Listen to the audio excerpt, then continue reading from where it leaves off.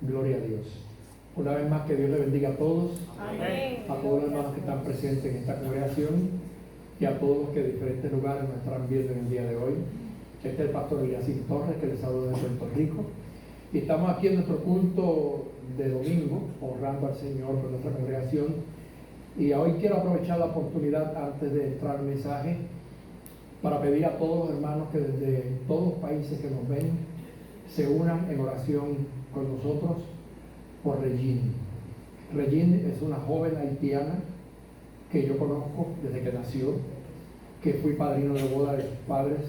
Esta niña la presenté yo al Señor cuando nació, y desde el jueves de la semana pasada, ya hoy lleva 11 días, está secuestrada en Haití. Los secuestradores hasta el día de hoy no han pedido ningún rescate, y la familia está totalmente desesperada porque es una joven que ha sido toda la vida de Dios, no lleva mucho tiempo que se casó, una trabajadora allí en Haití, y mientras salía de trabajar, una compañera y ella, llegó una banda de secuestradores y se la llevaron dos.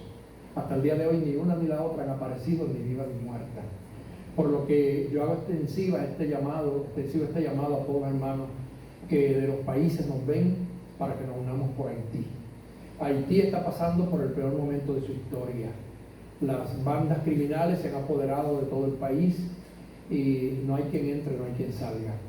Las congregaciones están sufriendo porque han secuestrado a muchos pastores, a los cuales entran a los templos y hasta con ametralladoras se los llevan. Esto es una situación que nunca se había visto en todos los años que yo llevo compartiendo con Haití, que ya van a ser 47. Siempre al pastor, al misionero, se le respetaba muchísimo. Fue mi experiencia cuando yo viví años en Haití, que muchas veces yo salía por las noches del templo, iba a pie cruzando la capital de Haití solo, y a veces a las 12 de la noche, y los soldados del palacio, y era bajo dictadura, porque era en la dictadura de Duvalier, y recuerdo que aún los soldados del palacio me saludaban: Blanco, ¿para dónde tú vas a esta hora? Y yo les explicaba: voy para tal sitio, y muchas veces hasta caminaban conmigo un trecho, hablando conmigo, y era verdad. Al que era cristiano se le respetaba, a los pastores se le respetaba, a los misioneros extranjeros se le respetaba, pero tristemente hoy en día no hay gobierno. Haití está, como decía la gente de Puerto Rico, manga por hombro. Cada cual hace lo que quiere con el tiempo de los jueces, que cada cual hace lo que bien le parece. Y entonces, pues lastimosamente, hoy en día no se respeta ni a los pastores, ni a los ministros, ni a nadie, y al pobre y al rico lo secuestran. Y esto es muy triste, por lo que solamente Dios puede decir una palabra por Haití. Yo les pido a todos los hermanos que de esta iglesia, que todos los días oramos por Haití, que también los del extranjero que nos ven, que nos escuchan, oren por esa patria. Es mi segunda patria, porque he vivido muchos años en medio de ese pueblo haitiano y me he identificado con ellos directamente hasta el día de hoy. Así es que le doy esta petición para que pronto tengamos noticias de Regine y de la otra joven que está desaparecida. Que Dios tome el control. Bien, vamos entonces en esta mañana a continuar con el tercer capítulo del tema que estamos predicando, la batalla espiritual. Ese es el tema que nos ocupa durante estos días, y he tomado mi tiempo para predicarlo con calma, porque en realidad todos los cristianos tenemos que entender que desde el día en que tú le dijiste que sí a Cristo, te enlistaste en una guerra. Y es una guerra que no es física, sino una guerra espiritual. Y que esta guerra no se gana con armas físicas ni con armas materiales, sino que se gana con armas espirituales. Y es por eso tan importante que nosotros sepamos eso, que nunca se nos olvide. Estamos utilizando como referencia el libro de Efesios, la epístola de San Pablo de Efesios, el capítulo 6, versículos 10 al 12, que leemos: a la gloria del Padre, del Hijo y del Espíritu Santo. Por lo demás, hermanos míos, fortaleceos en el Señor y en el poder de su fuerza. Vestíos de toda la armadura de Dios, para que podáis estar firmes contra las acechanzas del diablo. Porque no tenemos lucha contra sangre y carne, sino contra principados, contra potestades, contra gobernadores de las tinieblas de este siglo, contra huestes espirituales de maldad en las regiones celestes. Gloria a Dios. Damos gracias al Señor, ya hemos orado para que Dios se glorifique a través de esta palabra en nosotros. Gloria al Señor. Quiero comenzar en el día de hoy dándole énfasis a una palabra que está en estos versículos que yo leí, y es la palabra acechanzas, porque a veces leemos demasiado rápido. Y fíjese, la Biblia nos dice: escudriñemos las Escrituras. Escudriñarla no es leerla, sino estudiarla con profundidad. Y cada palabra que está escrita en la Biblia es muy importante y tiene un significado que nosotros debemos tomar en cuenta. La acechanza no es otra cosa que un engaño o artificio para hacerle daño a alguien. Eso es una acechanza. Ahora, ¿qué es artificio? Es el usar el arte como un primor, usar el ingenio para de esa forma poder llegar a donde queremos llegar con una meta determinada. ¿Y qué pasa? Que cuando yo acecho, pongo o armo ese montón de andamiaje que se le conoce como acechanzas, y de eso es que la Biblia nos dice que tenemos que cuidarnos. Tenemos que luchar contra esas acechanzas. ¿Por qué? Porque nuestro enemigo es un artífice. Él sabe utilizar el artificio para organizar una serie de ataques que vendrán a tu vida y que vendrán a mi vida, y que nosotros lamentablemente no sabemos por dónde van a llegar. Casi siempre cuando la gente habla del diablo, de Satanás, lo pintan como un ser bien feo, con un tridente, con cuernos o cachos, como dicen en otros países, con un rabo bien largo. Y la gente, esa es la imagen que tiene de él. Entonces piensan que posiblemente cuando venga un ataque del maligno, él va a venir así, haciéndote muecas, haciendo ruido, brincando, espantándote, para que tú cojas miedo y le huyas. Es todo lo contrario.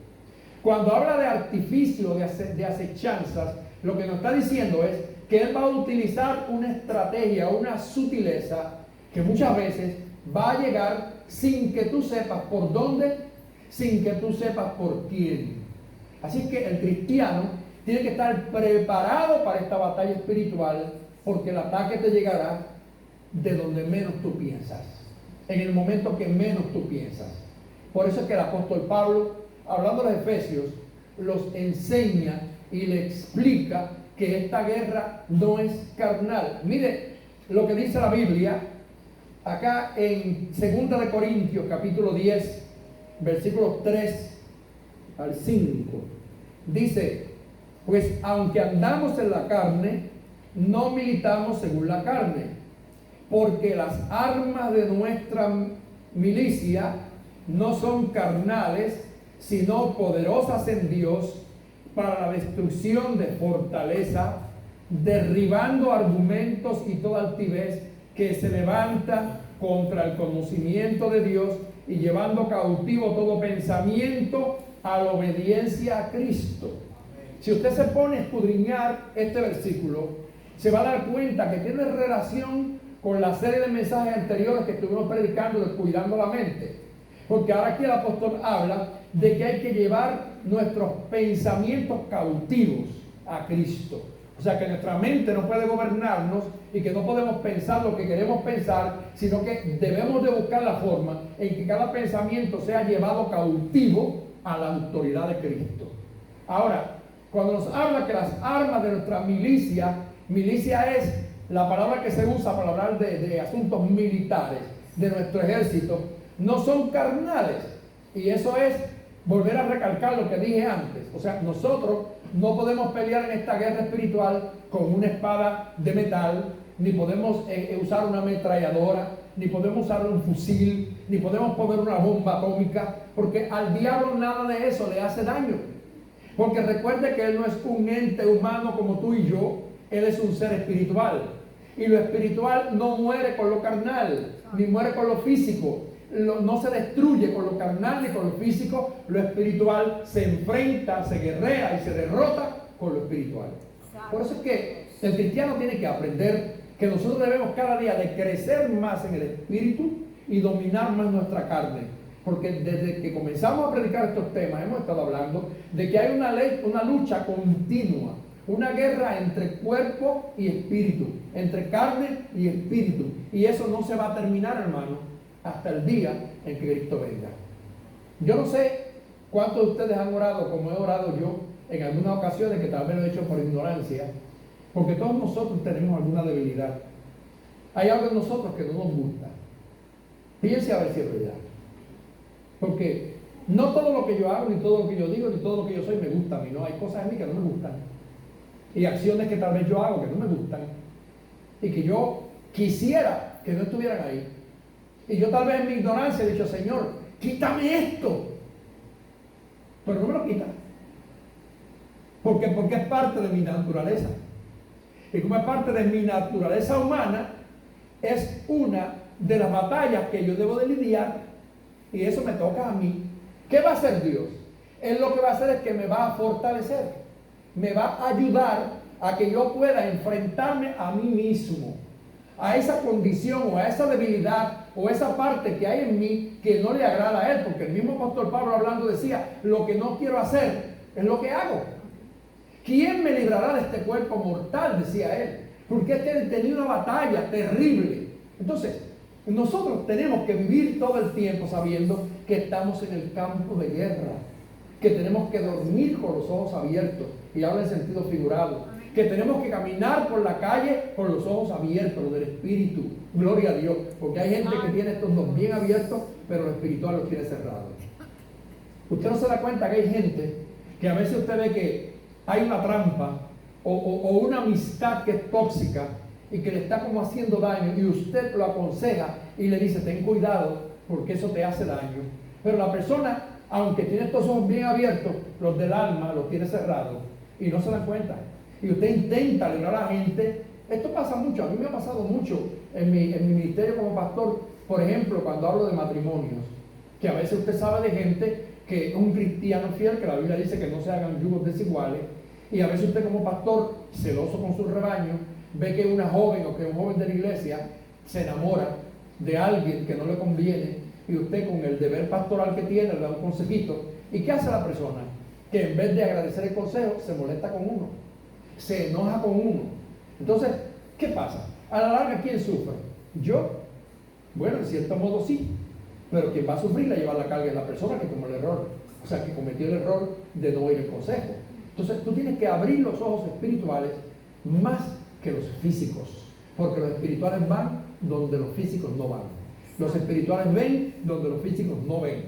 Eso es muy importante para todos nosotros. Así que tengamos mucho cuidado con las acechanzas, porque es un artificio, es un andamiaje, es una preparación, una estrategia que el enemigo programa cada día para ver de qué forma te entra, te ataca, te destruye. Gloria a Dios.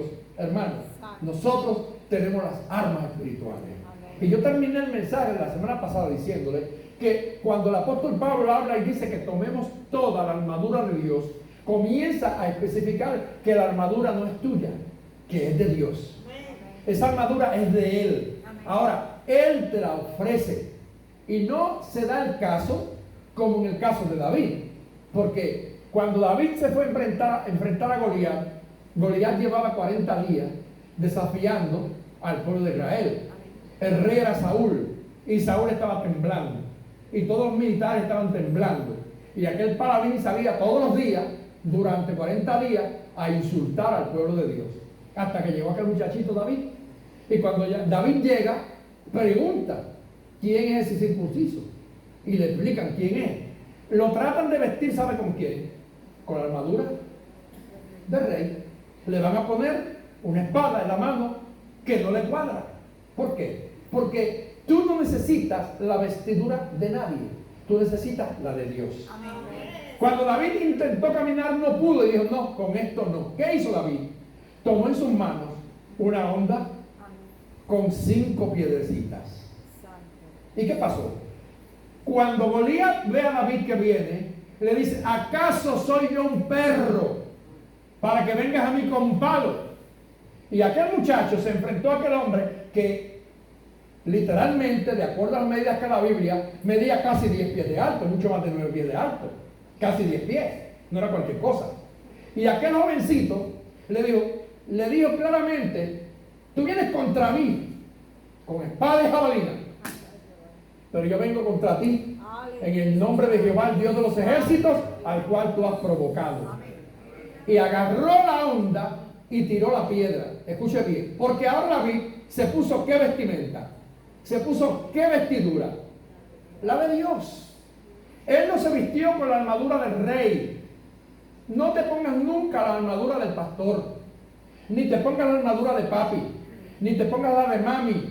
Ponte la armadura del Espíritu, la de Dios, para que puedas guerrear esta guerra espiritual. Porque el problema que David encontró era que no le servía la armadura del rey. A ti no te va a servir la armadura de nadie, sino la de Dios. Porque Dios la va a hacer a tu forma, a tu tamaño, y te va a dar la victoria en las guerras espirituales. Entonces, mire, David tiró aquella piedrita con una onda. Y fíjese bien que Goliat estaba vestido con la armadura filistea. Él tenía la armadura completa. Sin embargo, el Dios de David, que es el Dios tuyo, sabe dónde está la parte vulnerable de tu enemigo. Y cuando David tiró la piedra, no le dio en el pecho, no le dio en el brazo, le dio exactamente aquí en la frente, lo único que quedaba descubierto. Todo lo demás estaba cubierto menos esa partecita, y ahí llegó la piedra, porque Dios lleva el ataque tuyo directo a donde tiene que llegar. Así que a partir de hoy no intentes nunca más vestirte con la vestidura o con el armamento de otro, sino toma la armadura tuya, la que te pertenece a ti, la que Dios te da por el poder del Espíritu Santo, porque Él la tiene disponible para ti. Nosotros muchas veces encontramos gente que dice: ay, pastor, pero es que yo trato y no puedo. ¿Sabe qué pasa? Que posiblemente estamos tratando de vencer en nuestras batallas con nuestra propia fuerza. O tal vez estamos tratando de vencer con lo que alguien nos dijo o con la costumbre de algo. ¿Usted no se da cuenta que la Biblia habla de aquel caso, de aquel endemoniado que estaba, y llegaron unos hombres, los hijos de Sheba, y cuando fueron a echar fuera el demonio, en el nombre de Jesús, el que predica Pablo, y los demonios dieron tremenda tunda, como decimos los puertorriqueños, le dieron una paliza que hasta lo desnudaron, mire, y salieron huyendo. ¿Y qué dijo el demonio? A Cristo conocemos, y a Pablo también, pero ¿ustedes quiénes son? ¿Por qué? Porque la guerra espiritual, la batalla espiritual, ellos no podían ganarla con la vestimenta de Pablo. Ellos están tratando de ser una fotocopia del apóstol. Tú no tienes que ser la fotocopia de nadie, sino tú tienes que ser tú mismo, porque tu relación con Dios es personal, tu relación con Dios es individual, y tú tienes que utilizar el nombre de Jesús con propiedad. No en el nombre de Jesús que predica Eliasín. Habla en el nombre de Jesús al que tú le sirves. Habla en el nombre de Jesús al que tú le sirves. Repréndelo en el nombre de Jesús, el que tú conoces.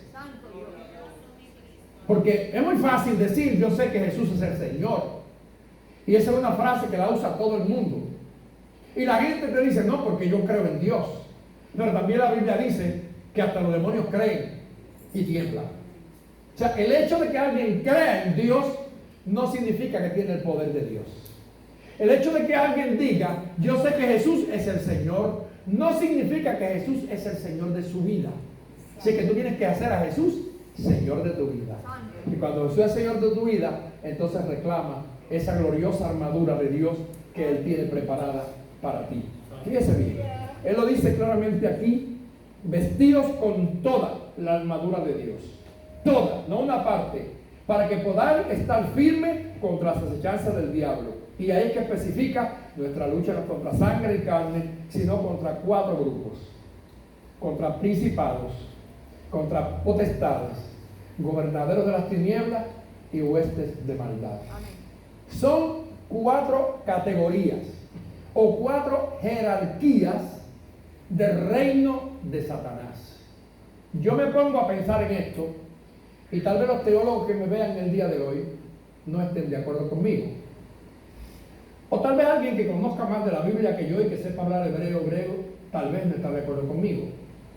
Pero a mí esa parte siempre me llamó la atención, porque no es casualidad que cuando tú estudias la angeliología descubres que en el reino de Dios, Dios tiene 4 categorías de ángeles, que son los arcángeles, los querubines, los serafines y los mensajeros.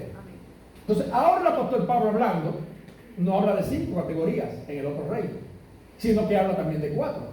Y dice principados, potestades, gobernadores de las tinieblas y huestes de maldad. Si usted se da cuenta, en la angeliología, los arcángeles son los ángeles principales, que son esos ángeles de guerra, que la Biblia no menciona por nombre solamente a Miguel, a más ninguno. También están los querubines, que son la segunda categoría, a los cuales pertenecía Satanás. Están los serafines, que son los que adoran al Señor todo el tiempo, y están los mensajeros, que son aquellos como Gabriel, que tienen la facultad de llegar y aún tomar cuerpo humano para hacerse visible a los seres humanos y hablar con ellos. Son 4 categorías, aunque la palabra ángel viene del latín angelos, que lo que significa es mensajero. Cada uno de ellos en su trabajo y en su categoría es un mensajero de Dios, para hacer en obediencia lo que Dios le ordena. Ahora, cuando en el cielo hubo la rebelión, de las 4 categorías de ángeles se fueron con Satanás. No se fueron solamente mensajeros de los que menos poder tenían, ni se fueron solamente los que adoraban, ni tampoco de los que eran querubines, se fueron de todas las 4 categorías.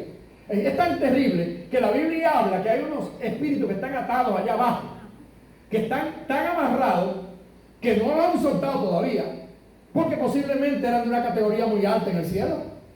Y que esos espíritus al caer tienen un poder tan grande que si estuvieran sueltos acabarían con la tierra entera y con la humanidad. Pero están allí para ser sueltos en el tiempo de la gran tribulación. Por un propósito están allí, porque ahora no los pueden soltar todavía, pero llegará un momento en que los van a soltar. Ahora, cuando entonces nos habla de que hay categorías y nos habla entonces de principados, fíjense bien, de principados, nosotros tenemos que saber que la palabra principado tiene que ver con principio, ¿verdad que sí? Debe poner los espejuelos de nuevo para poder ver lo que escribí. Gloria a Dios.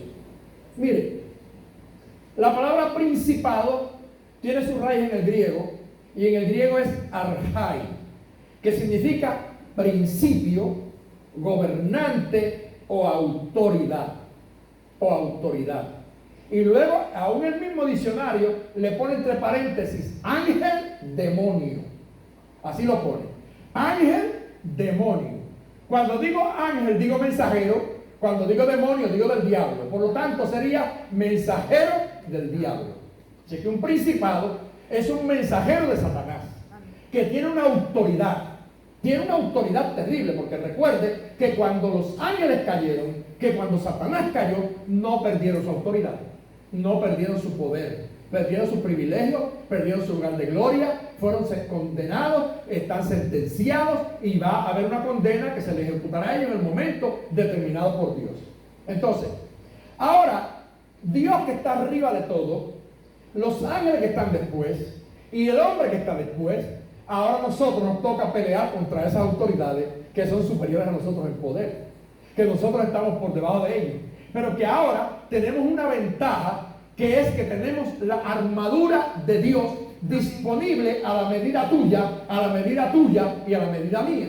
O sea que de la misma forma que Dios nos permite ser atacados, también nos dice, yo le doy mi armadura, le doy de la mía, para que con mi poder ustedes venzan a las autoridades, no importa cuán grandes sean. ¿Qué dice la Biblia en el libro de Daniel? En el libro de Daniel, la Biblia nos especifica que Daniel oró. Y Daniel hizo una petición y tardó 21 días y no llegaba a la petición. Y a los 21 días se le apareció el ángel Gabriel, que es de la categoría de mensajeros. Y le dijo, desde el día en que oraste tu petición fue contestada. Pero se me opuso en el espacio el príncipe de Persia, que es representativo de Satanás. Hasta que llamé al arcángel Miguel. ¿Me da cuenta? Y cuando el arcángel Miguel vino, ¿qué hizo? Le dio órdenes al principado que había en el camino para que Gabriel pasara. Usted preguntará, ¿y por qué Gabriel no lo sacó del camino?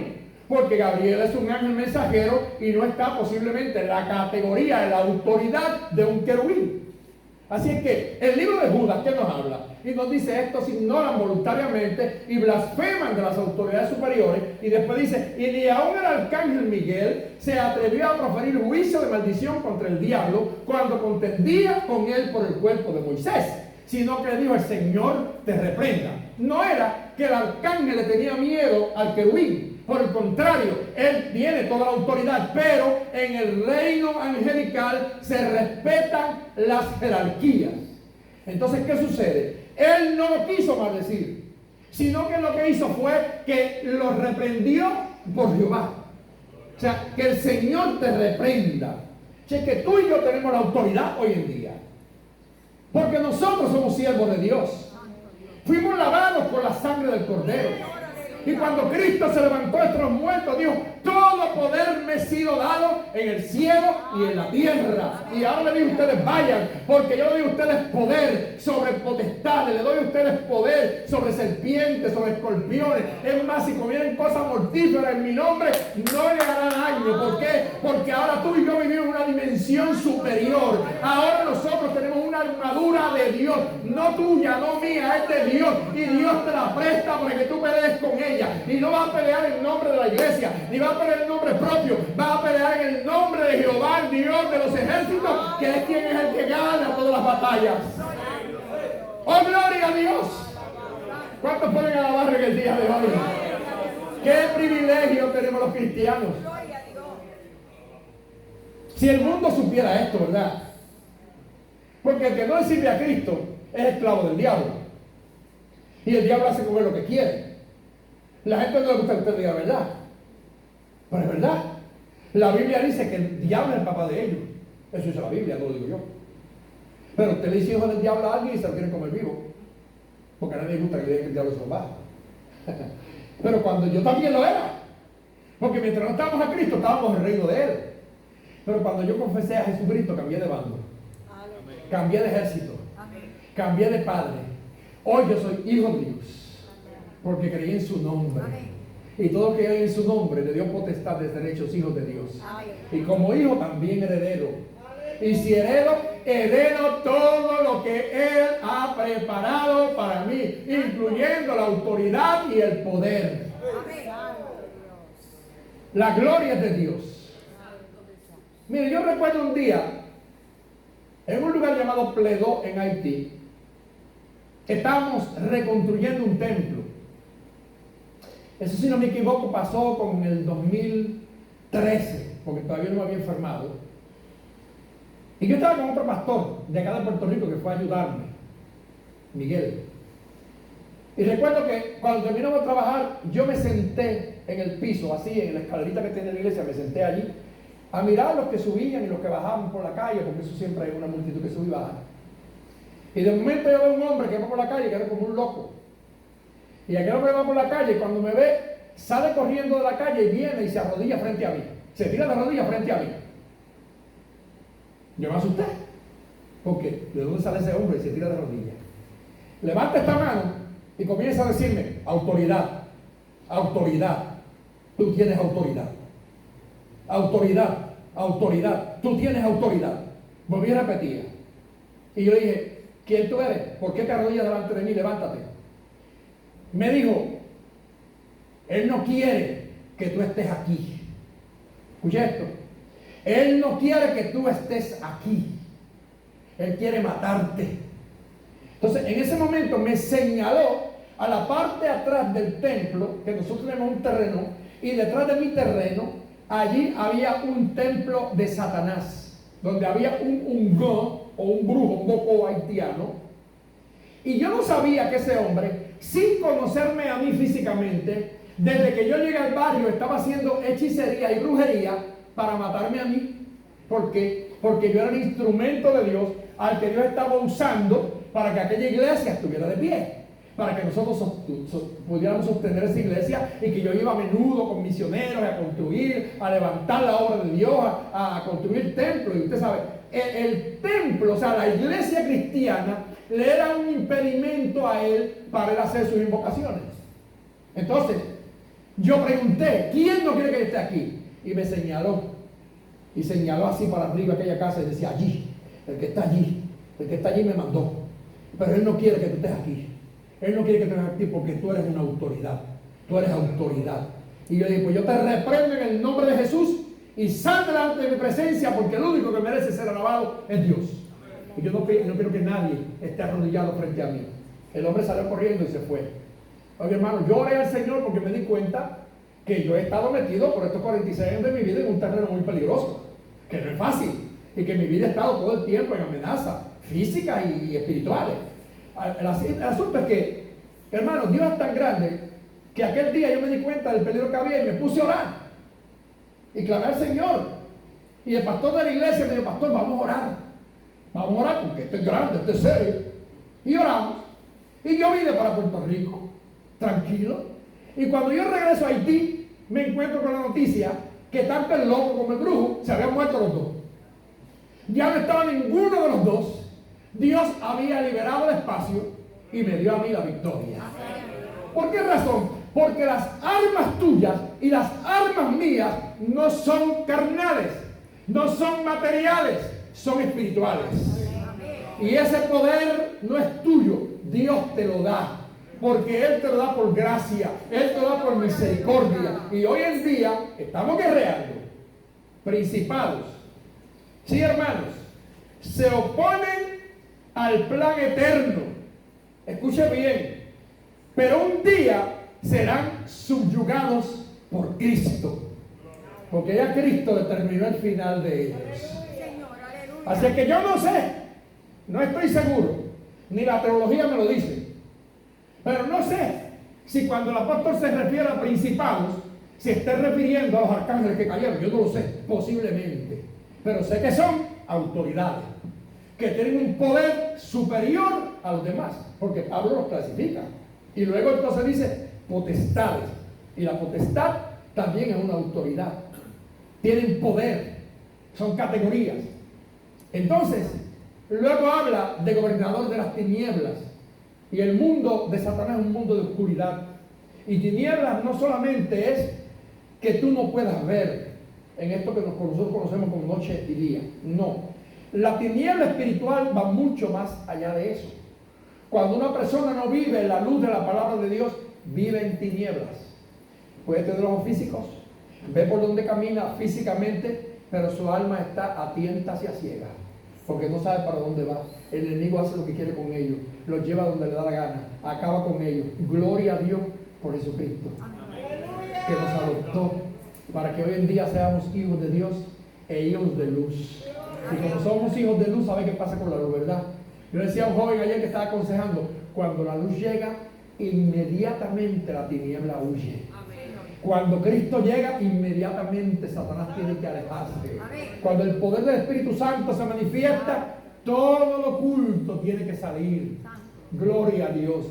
Entonces, mis queridos hermanos, son 4 categorías: gobernador de las tinieblas y huestes de maldad en las regiones celestes.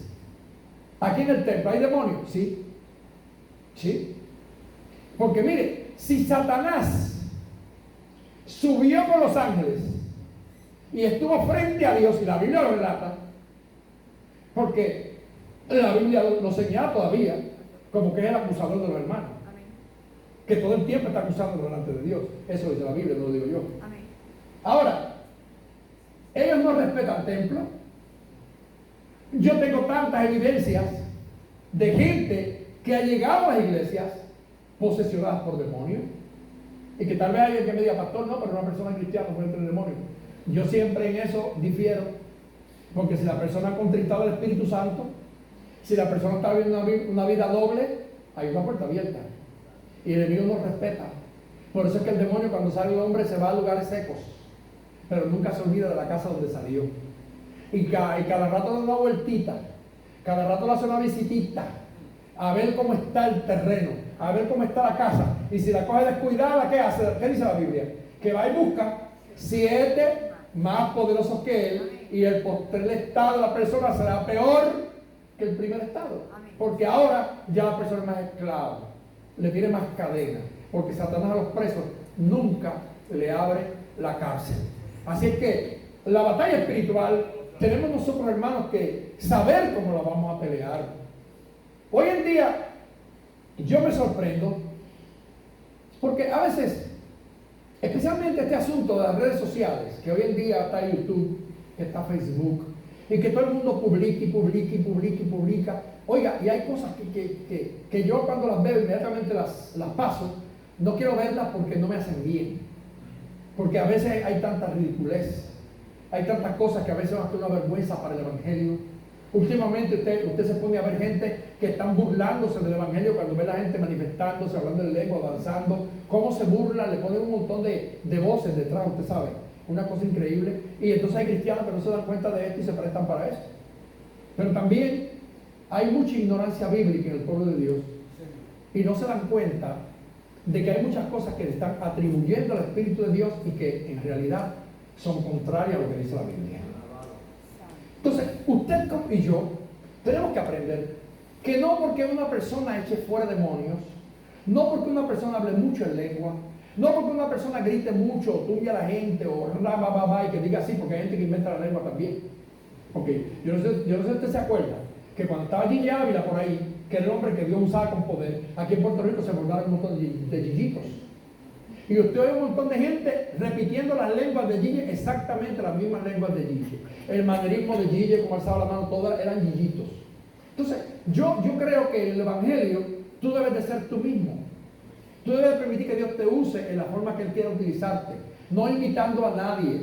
¿Pero qué pasa? Hoy en día, por ahí hay gente que tú no ves que tienen un ay, ay, ay, ay. Y ahora todos los predicadores están con el ay, ay, ay, ay. Y usted lo ve que empiezan una cosa tremenda. Ay, Dios mío, ¿qué es esto? Oye, pero si no sabe qué es eso, estás mal. Sí, porque usted lo ve predicando y que de momento sienten la presencia de Dios, vamos a decir, y usted lo ve que se sacude y ay, Dios mío, ¿qué es esto? Oye, pues si no sabe qué es eso, todavía no conoce el Espíritu de Dios. O todavía no conoce si lo que hay sobre ti es un espíritu que no es de Dios. Porque cuando yo hablo en lengua, yo estoy consciente de que estoy hablando en lengua. Porque Dios no me quita a mí la mente, ni me quita a mí mi intelecto. Yo no soy un medium espiritista. Al medium espiritista, cuando cae en el trance, Satanás se ocupa de su mente y él deja de ser él para convertirse en la persona que invocaron. Pero eso no se da en el Espíritu de Dios. Cuando el Espíritu de Dios está en ti, que dice la Biblia, que el Espíritu del profeta está sujeto al profeta. Así que tú estás consciente. Si estás profetizando, ¿sabes que estás profetizando? Si estás hablando de lengua, ¿sabes que estás hablando de lengua? Claro que sí. Dios no es loco ni te quita la mente, ni tú eres una marioneta, tú eres un ser humano al que Dios respeta. Dios lo respeta, claro que sí. Por eso es libre albedrío. Entonces, ¿qué pasa? Que han confundido la amnesia con la magnesia, así que se dice, ¿verdad? Pues mire, porque usted ve un montón de cosas hoy en día que más parecen manifestaciones de demonios que manifestaciones del Espíritu Santo. Yo veía ayer en una iglesia que estaba un hermano y de momento empezó un hermanito a bailar, pero mire, era una cosa increíble porque era un baile sexual. O sea, los movimientos de su cuerpo eran como si él estuviera teniendo relaciones sexuales. Y empezó en esa forma y todo el mundo empezó a hacer lo mismo que él. Y todo el mundo moviendo las caderas en una... Y yo decía, Dios mío, y la gente al frente, ahí está el Espíritu de Dios. Y eso no es el Espíritu de Dios, hermano. Eso no es el Espíritu de Dios. El Espíritu de Dios no es grosero. El Espíritu de Dios no es vulgar. El Espíritu de Dios no es sensual. El Espíritu de Dios no es sexual. El Espíritu de Dios es Espíritu Santo. Y todo lo que hace lo hace conforme a la santidad y para edificar el alma. Y yo siempre he tenido un dicho. Cuando Dios está sobre ti, nunca denigra tu imagen. Nunca denigra tu categoría. Como único Dios permite que un hombre actúe como bestia, es como en el caso de Nabucodonosor, que se sintió grande y Dios lo puso por 7 años a vivir como una bestia. Claro que sí, para dar una lección. Ahora, no me diga a mí nadie que alguien lo tome del Espíritu Santo, como un caso que yo vi, y un hermano empezó, y cuando la pastora que andaba conmigo le dijo, hermano, ¿qué pasa? Y dijo, es el espíritu de Paloma que está sobre mí. ¿Qué usted entiende de eso? El espíritu se había vuelto un palomo en el templo. Y voy a otra iglesia y escucho otro. Y la hermana, la pastora que andaba conmigo, siempre andaba yo y esa pastora andábamos juntos. Ella dice, hermano, ¿y qué le pasa? Y ella dice, el espíritu de guitarra que se posesionó de mí. O sea, ¿cuántos espíritus hay? O sea, no hay espíritu de guitarra, no hay espíritu de paloma. Otro se le pega. Mire, yo vi uno que decía que tenía espíritu de sapo. Y usted sabe que el sapo hace así. Él se inflaba, hinchaba los cachetes así. Y se inflaba que tenía espíritu de sapo. Mira, hermano, todo eso son manifestaciones satánicas. Todo eso está fuera de orden. Nada de eso es bíblico. Yo me crié en el evangelio verdadero. Y yo todavía creo en la danza en el espíritu. Y en la iglesia donde yo me crié, se danzaba en el espíritu. Y yo veía a la gente danzando por la iglesia. No tumbaban a nadie, era un orden. Y danzaban con los ojos cerrados. Pero también vi gente que de momento le cogió una emoción y se volvían como locos. Y yo me acuerdo de una que estaba tocando pandereta y tiró la pandereta por el aire, le dio un panderetazo a otra hermana aquí a la cabeza y la hermana cayó a chocar al piso. Sí, yo lo vi eso. Entonces, tú y yo como cristianos tenemos que entender que Satanás no respeta el templo. Él no respeta tu casa. Él no respeta tu posición ministerial. Mire, si lo descuidamos, se nos sienta aquí, en el altar. ¿No han oído ustedes los testimonios que pasó aquí en Puerto Rico? En una iglesia que fue un personaje que nadie conocía y que le dieron parte y que predicó y que un montón de gente pasó al frente y después que todo el mundo pasó, él dijo, ustedes no tienen el Espíritu de Dios porque yo soy miembro de la iglesia de Satanás. ¿Y cómo había entrado un templo evangélico y había predicado y había puesto manos y todo? Mira, hermano, los demonios se transfieren. ¿Sabe cuánta gente se llenaría de demonios cuando ese hombre le puso las manos? Hay que tener visión. Hay que tener mucho cuidado, hermano. Hoy en día vivimos en una época de mucho espectáculo, donde los templos se han vuelto centros de espectáculos, de show, mucho show.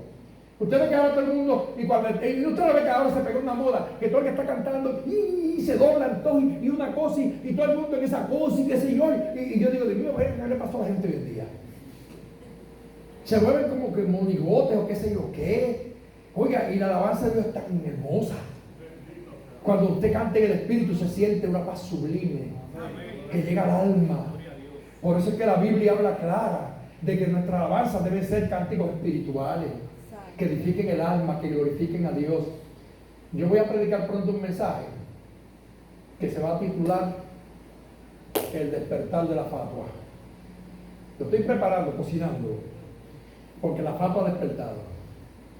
Y se nos han metido muchas fatuas en los templos y danzan, brincan, hablan en lengua, pero no tienen aceite. Y esto no es porque yo impresiono a la gente. Sí, hermanos. Mire, yo hoy en día no predico como antes, ¿verdad que no?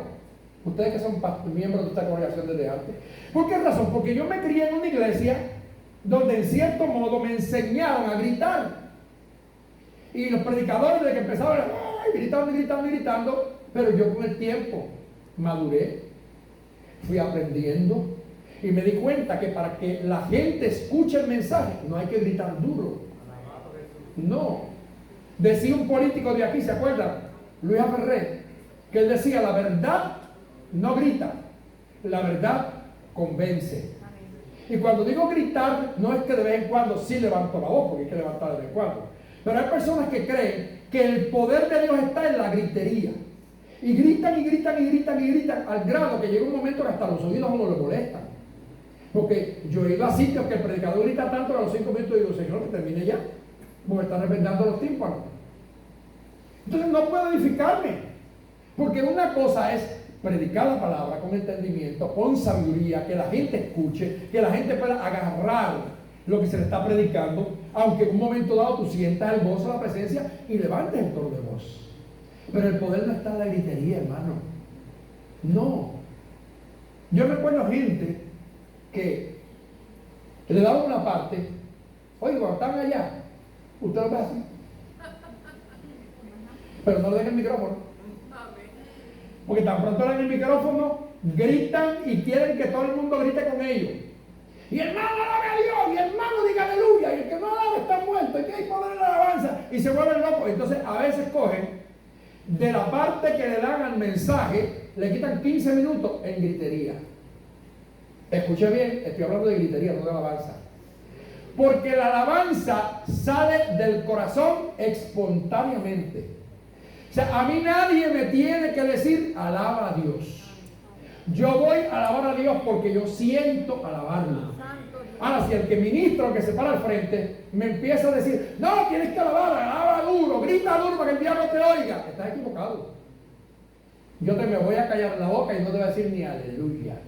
Porque yo no alabo para que el diablo me oiga, yo alabo para glorificar a Dios. Yo recuerdo una experiencia que yo tuve en una iglesia y estaba en el altar y empezaron a cantar un corito. Hermano, y empezó la gente, brinca y salta y brinca y salta. Ok, hay que danzar, hay que glorificar a Dios porque había gozo. Pero llegó un momento que la que estaba con el micrófono ya iban 20 minutos y el coro no paraba. Y yo le he predicado esa noche, tú sabes que el que va a predicar está esperando entre la parte, está nervioso porque quiere ya salirse de esa presión y esa carga que tiene. Es una cosa increíble. Y cuando yo vi que pasaron 20 minutos y que todo el mundo se enmoruzaba y todo el mundo y lo otro, querían que yo también me enmoruzara. Yo tenía pelo en ese tiempo, por enmoruzar. Pero ¿qué pasa? Que yo cuando vi que aquello era muy largo, me senté, crucé mi brazo, como ustedes saben que yo hago, ¿verdad? Y ustedes saben que a mí, tengo una arruga aquí por lo mucho que lo hago. Cuando algo no me gusta, yo hago así. Y es difícil que me quiten esa arruga de ahí. Miren, ni conseguiría plática. Ni con voto, ¿verdad? Y yo enseguida puse así. Entonces la pastora que estaba ministrando empezó a decir, no, hermano, mire, Dios no se mueve porque los primeros incrédulos son los pastores. Ah, porque yo estaba serio en el altar y no estaba brincando. ¿Verdad? De momento yo me di cuenta que se acabó la música. Se acabó la música. Todo el mundo se quitó el gozo. Nadie dijo más aleluya. Me dio la parte de predicar. Y como usted sabe que yo soy así tan franco como tan feo. Oye, yo quiero que la hermana sepa que no es que yo no crea en la alabanza, lo que yo no creo en el desorden, ni en la gritería, porque todo tiene su tiempo. Hay tiempo de alabar a Dios con címbalos resonantes. Hay tiempo de alabar a Dios con voz de júbilo, con trompeta. Hay tiempo de escuchar la voz sublime del Señor también. Entonces, cuando no aprendemos a balancear nuestra adoración, ahí es que estamos equivocados. Entonces, Gigi Ávila era mi amigo. Y cuando fuimos a Haití, yo le estaba contando, porque yo fui a una iglesia a predicar, y esto tal vez usted piensa que no tiene que ver con lo que estoy hablando, sí, porque tiene que hablar, porque el enemigo no respeta altares. Y yo voy a predicar la palabra, y hay una señora sentada detrás de mí, que tenía una muletilla, porque mire, usted y yo que predicamos tenemos que aprender a dar la muletilla. Porque la muletilla es una frase que repetimos y repetimos y repetimos, ya se forma parte de otro vocabulario, pero que en realidad no es una alabanza, sino que lo que nos hace es como que nos roba tiempo del mensaje porque repetimos esa muletilla. Entonces, aquella hermana está a mi espalda y tiene una voz chillona, y yo tratando de predicar, y la hermana, gloria a Cristo Santo que vive para siempre, gloria a Cristo Santo que vive para siempre, gloria a Cristo Santo que vive para siempre. Pero hermano, eso era pegado ahí sin pararlo. Ya el oído mío me duele, porque cada vez que ella grita, yo me desconcentraba, no podía entrar directamente. Yo, Señor, ayúdame, Señor, haz algo, Señor, cállala, porque eso no es una alabanza, no me deja predicar, porque de verdad la voz de ella va por encima de la mía. Entonces los que están allá están ya como turbados, como confundidos, porque no se puede. Hermanos, llegó un momento en que yo empecé a clamar a Dios, Señor, haz algo.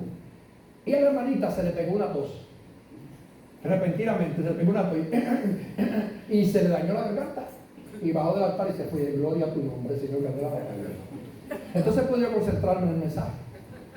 Entonces cuando yo estoy en Haití, nos sentamos un día, el hermano Gigi Ávila y yo a hablar, y le cuento esta experiencia. Y Gigi me dijo, escuchen bien, Gigi me dijo que a él le había pasado lo mismo. Y que había estado en un altar y había una señora que gritaba tanto que no la dejaba predicar.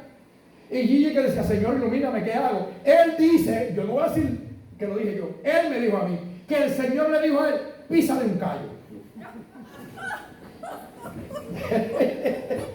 Eso me dijo Gigi.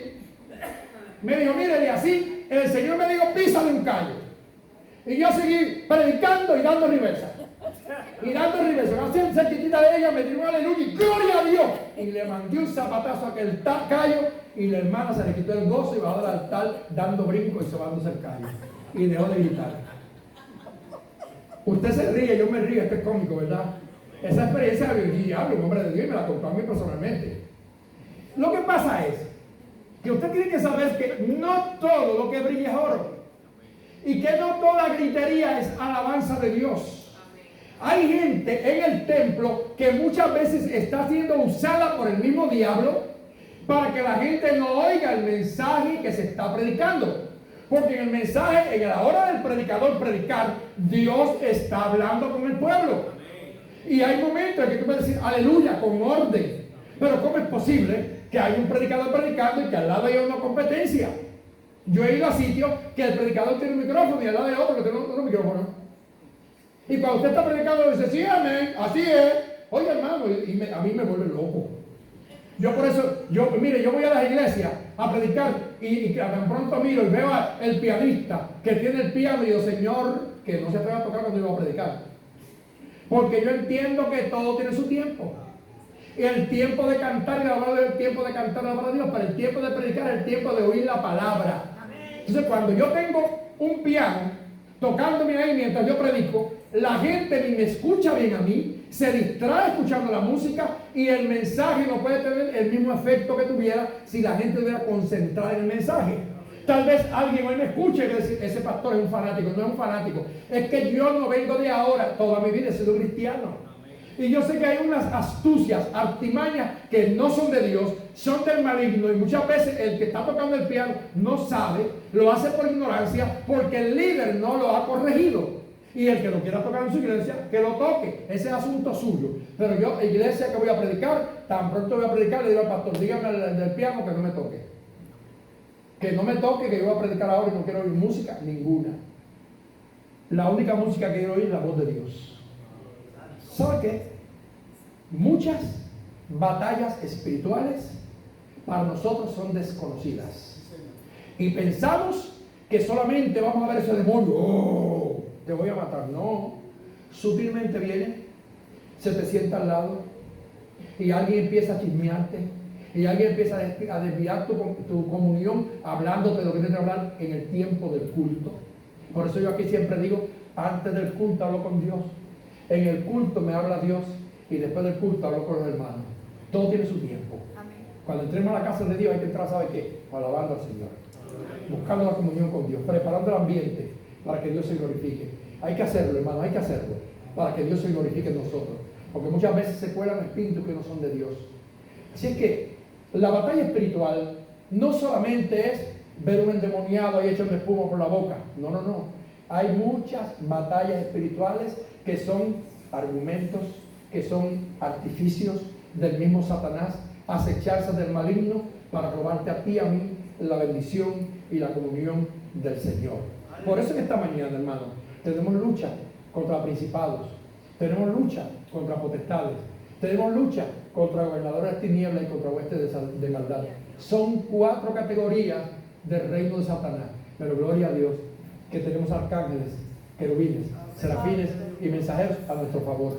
Y los nuestros son mayores que los que están con el diablo. Porque los que están en nuestra parte vienen de parte de Jehová, el Dios de los ejércitos, varón de guerra. El que te ha dicho a ti y me ha dicho a mí, yo estoy con ustedes todos los días hasta el fin del mundo. Él no te dejará ni te desamparará en medio de esta batalla. Dios le bendiga, Dios le guarde. Lo dejo hasta aquí y la semana que viene continuamos porque lo que veo, esto va para largo. Así que damos gloria a Dios por su palabra. ¿Cuántos le alaban? Amén.